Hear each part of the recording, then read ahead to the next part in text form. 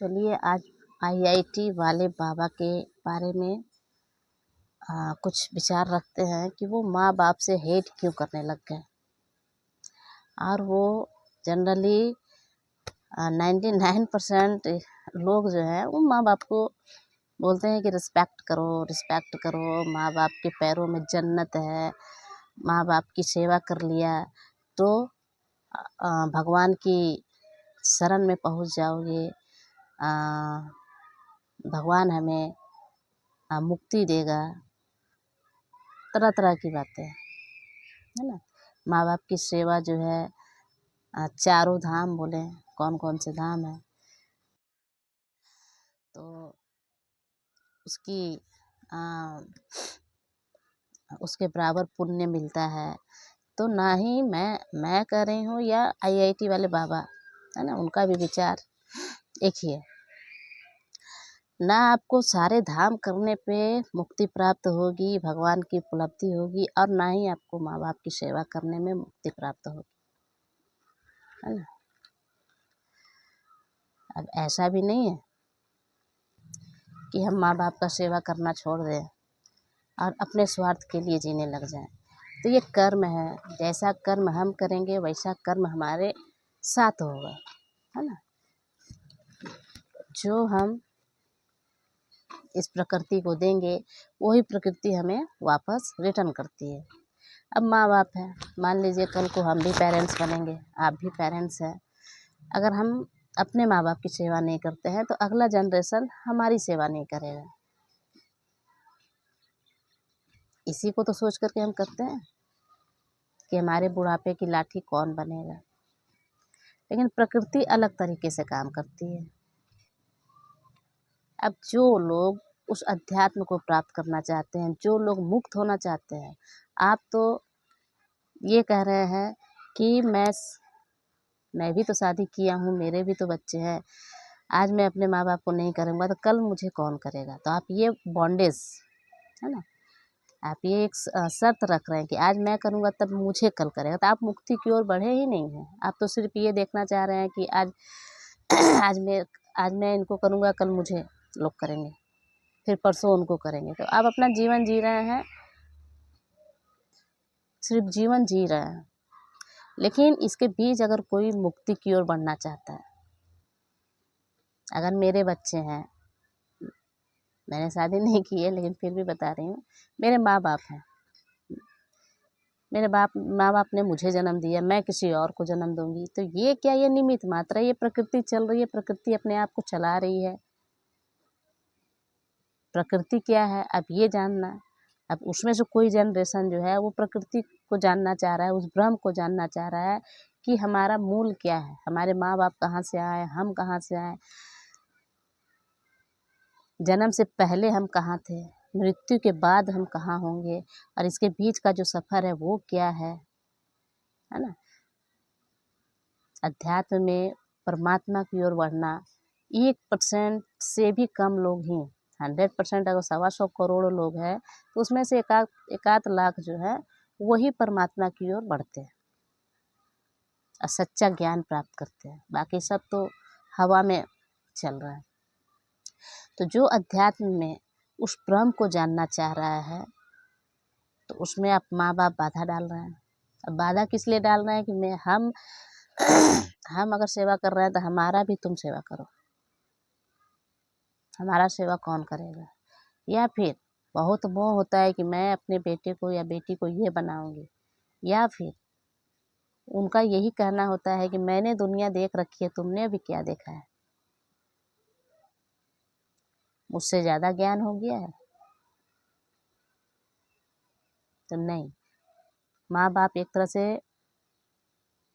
Emotional अत्याचार करते हैं।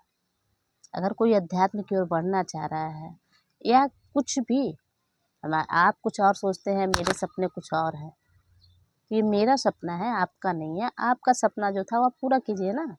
आप नहीं कर पाए तो आप बच्चे पे सौंप रहे हैं, जबकि उसका रुझान कहीं और है। तो इसीलिए आईआईटी वाले जो बाबा हैं वो विरोध कर रहे हैं, क्योंकि उनके मन में कुछ और था, माँ बाप कुछ और ज़बरदस्ती चलाया जा रहा है। वही घटना इंसिडेंट्स जो है मेरे साथ हुआ, अगर आज मेरी माँ होती, मेरी माँ नहीं है, लेकिन आज मेरी माँ होती तो मुझे अध्यात्म की ओर बढ़ने ही नहीं देती। और तो वो मारती भी, टॉर्चर भी करती। और मैं सच्चाई बता रही हूँ।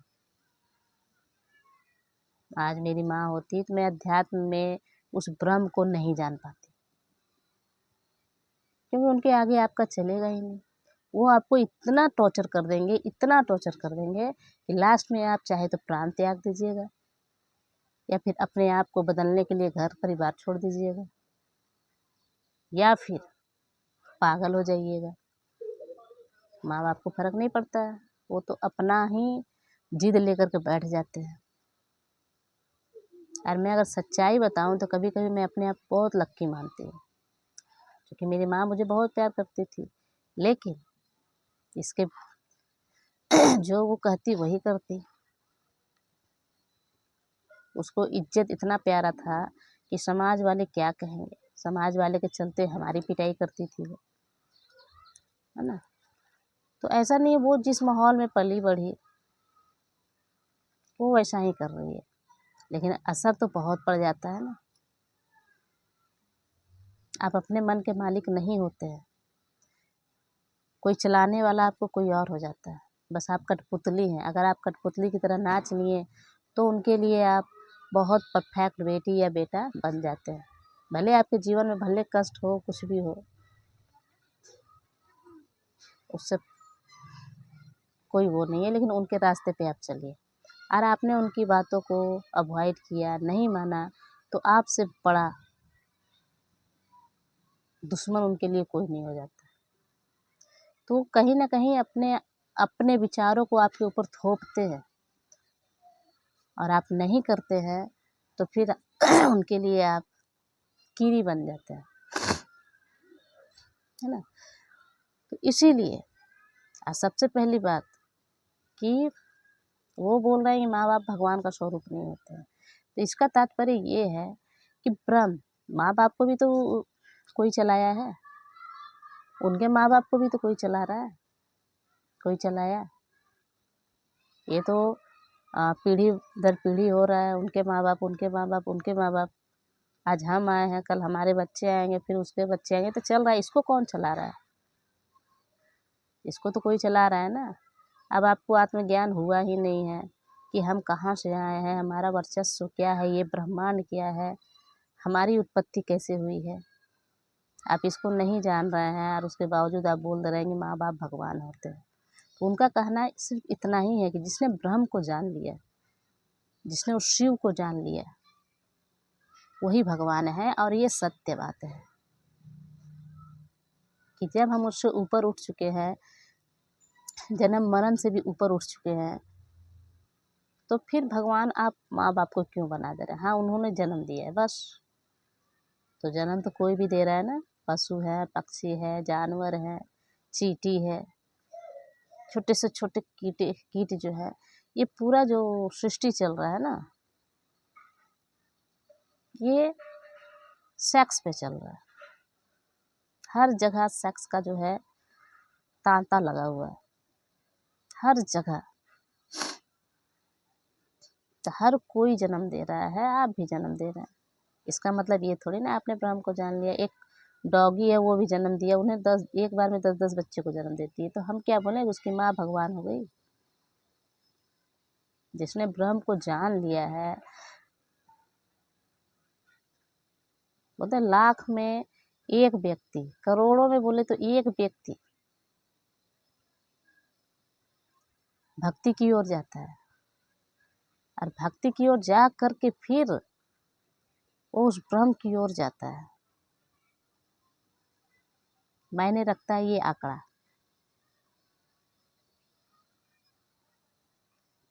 तो ब्रह्म को जानना इतना आसान नहीं है। ओशो कहते हैं कि जो ब्रह्म की ओर निकल चुका, जो अध्यात्म की ओर निकल पड़ा, उससे बड़ा साहसी कोई नहीं है। और साहसी भी बोले तो बहुत छोटा शब्द है, दुस्साहसी। इससे बड़ा दुस्साहस कोई कर ही नहीं सकता है।